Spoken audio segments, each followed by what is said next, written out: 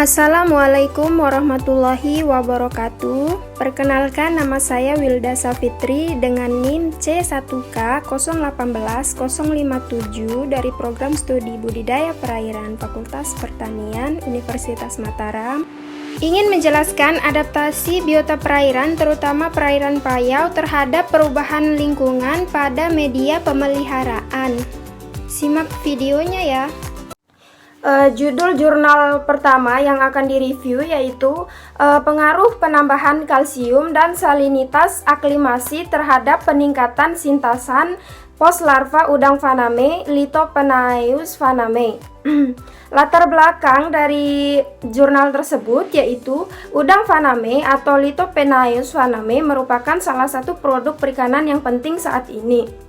Permasalahan utama yang dihadapi saat ini adalah masih rendahnya tingkat sintasan poslarva udang faname.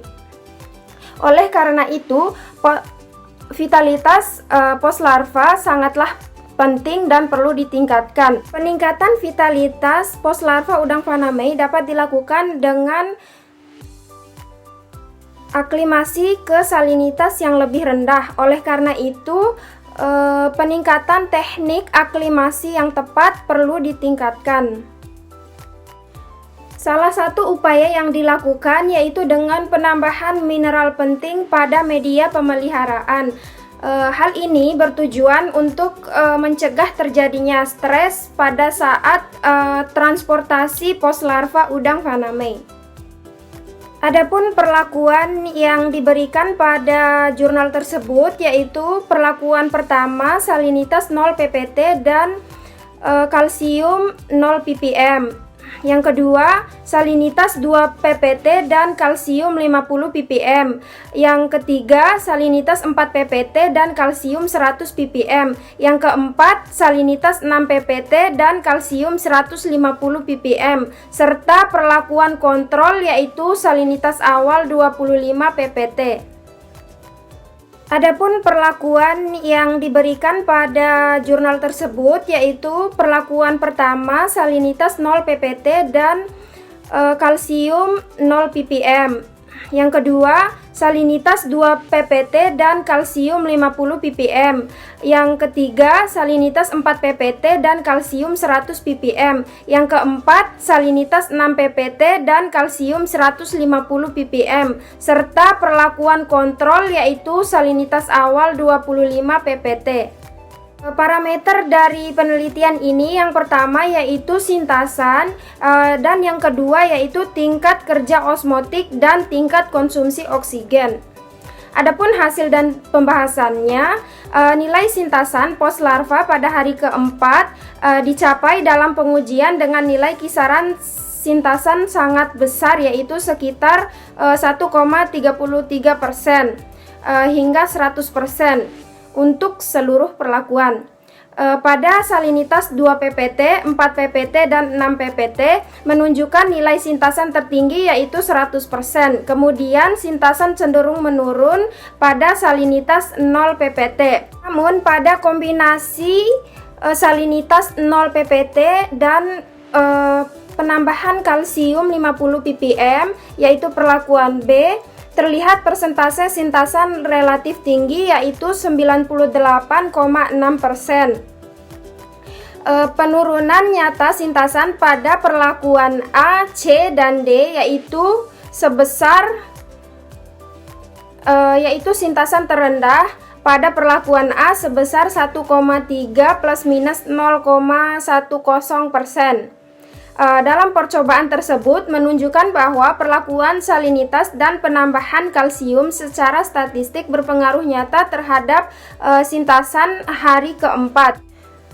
Nilai sintasan yang dicapai pada salinitas 2 ppt cenderung sama seperti yang dihasilkan percobaan pendahuluan yaitu berkisar antara 98 plus minus 2% hingga 100%. Perbandingan antara percobaan pendahuluan dan percobaan utama menunjukkan respon sintasan cenderung meningkat seiring naiknya salinitas media. Penambahan kalsium berpengaruh nyata terhadap sintasan poslarva pada salinitas 0 ppt namun tidak berpengaruh pada salinitas akhir 2 ppt. Hasil pengukuran tingkat kerja osmotik dan tingkat konsumsi oksigen poslarva dengan perlakuan penambahan kalsium selama aklimasi ke salinitas 2 ppt menunjukkan tingkat kerja osmotik pada seluruh perlakuan berkisar antara 96,7 plus minus 1,15% sampai 859,7 plus minus 2,52 mol per liter H2O.